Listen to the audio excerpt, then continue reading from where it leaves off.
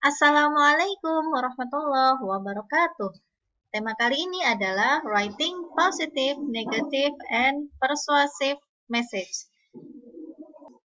Nah, ingat ya teman-teman, kalau kemungkinan reaksi dari penerima pesan kita itu berada pada zona netral sampai positif, maka kemungkinan pesan bisnis yang terbentuk adalah pesan bisnis rutin, pesan bisnis positif, atau pesan bisnis persuasif.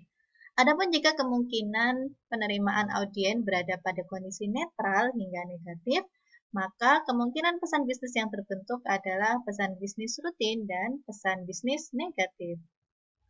Karena pesan bisnis yang positif itu adalah pesan bisnis yang memungkinkan penerimanya merasa senang, bahagia saat menerima pesan, maka lebih mudah untuk membuatnya. Tinggal ikuti template dari perusahaan atau institusi yang bersangkutan, misalnya surat pengumuman promosi jabatan, kemudian disampaikan dengan cara yang baik. Biasanya seorang supervisor atau manajer memiliki lebih sedikit beban saat akan memberikan surat promosi jabatan atau pesan-pesan bisnis yang bersifat positif, sehingga hal ini jauh lebih mudah. Ikuti template-nya dan luncurkan pesannya.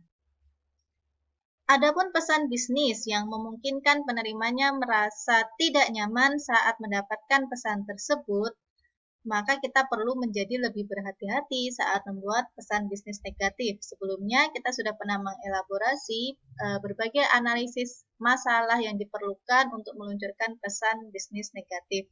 Di samping diperlukan analisis masalah yang benar-benar tepat, kemudian audience segmentation atau segmentasi halayak yang memadai supaya kita bisa merumuskan pendekatan atau strategi peluncuran pesan bisnis yang dilakukan, dan tidak hanya sekedar mengikuti template dari perusahaan yang kita ikuti. Tentunya hal yang paling penting dalam meluncurkan pesan bisnis adalah bagaimana kita bisa meluncurkan pesan ini seinterpersonal mungkin, karena komunikasi interpersonal dengan melibatkan emosi di dalamnya, menimbulkan empati di dalamnya, menekan kita untuk meredam kemungkinan buruk dari hal yang mungkin terjadi saat stakeholder menerima pesan bisnis yang negatif.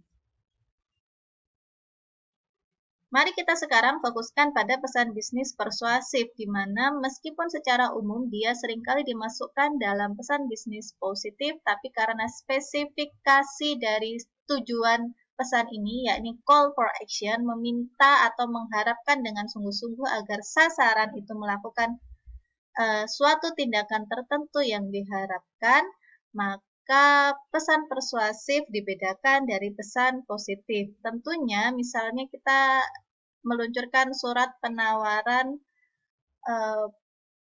promosi diskon barang kepada pelanggan. Tentu ini merupakan bagian dari pesan persuasif, karena yang kita inginkan dari pengiriman surat tersebut adalah pelanggan melakukan aksi atau tindakan membeli barang yang kita tawarkan. Jadi bukan sekedar pelanggan memahami bahwa kita memiliki diskon tertentu untuk session tertentu atau untuk jenis barang tertentu, tapi yang menjadi sasaran atau tujuan dari pesan bisnis ini adalah tindakan, alias tindakan membeli dari pelanggan itu sendiri.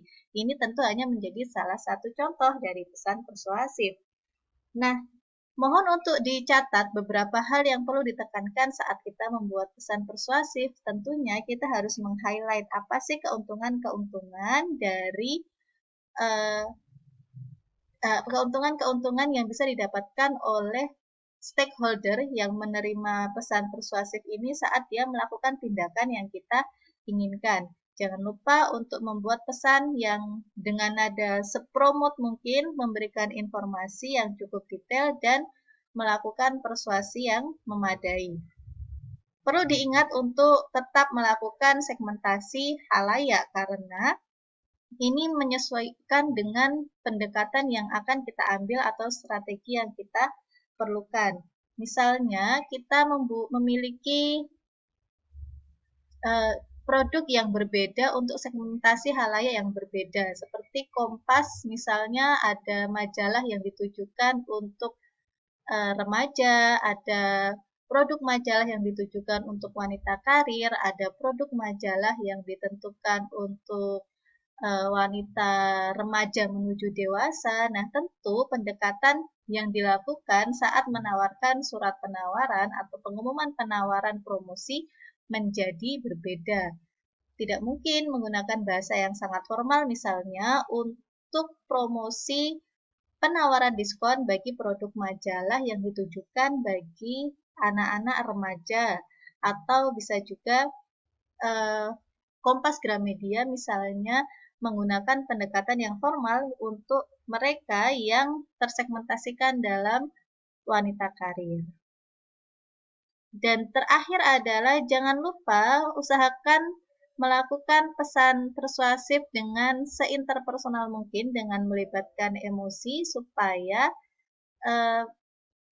penerima pesan juga merasa bahwa kita memiliki simpati dan juga empati. Jangan lupa sertakan alasan kenapa misalnya sasaran dari pesan kita harus melakukan tindakan yang kita inginkan. Berikut ini adalah contoh dari pesan bisnis persuasif. Dalam hal ini adalah surat pemberitahuan kepada pelanggan bahwa ada diskon sebesar $10 untuk ganti oli. Nah, kita bisa lihat di sini tujuannya jelas. To-nya itu untuk potential customer, di mana kalau kita mengetahui nama dari customer yang bersangkutan, lebih baik dituliskan namanya daripada misalnya kepada pelanggan yang terhormat. Nah, daripada seperti itu, kita lebih baik misalnya kepada Khalifatul Fauzia misalnya ya, langsung dengan namanya. Kemudian kita bisa lihat di sini pesannya ditulis dengan bentuk interpersonal karena ada kata-kata your friendly auto service provider. Nah, kemudian subjeknya juga jelas bahwa kalau mau ganti oli di provider yang ini, maka kita bisa menyimpan $10 alih-alih melakukan ganti oli di tempat yang lain. Lihat, dir-nya itu juga merujuk pada nama customer-nya, terutama kalau kita punya data nama customer tersebut. Lead with emotion-nya jelas ya, dan dilakukan interpersonal mungkin. We notice, bayangkan, kami memperhatikan bahwa sudah 3 bulan si customer ini belum mengganti olinya, jadi ada catatannya. Ini menunjukkan bahwa provider auto service ini sangat perhatian terhadap karyawannya dan dia mengingatkan bahwa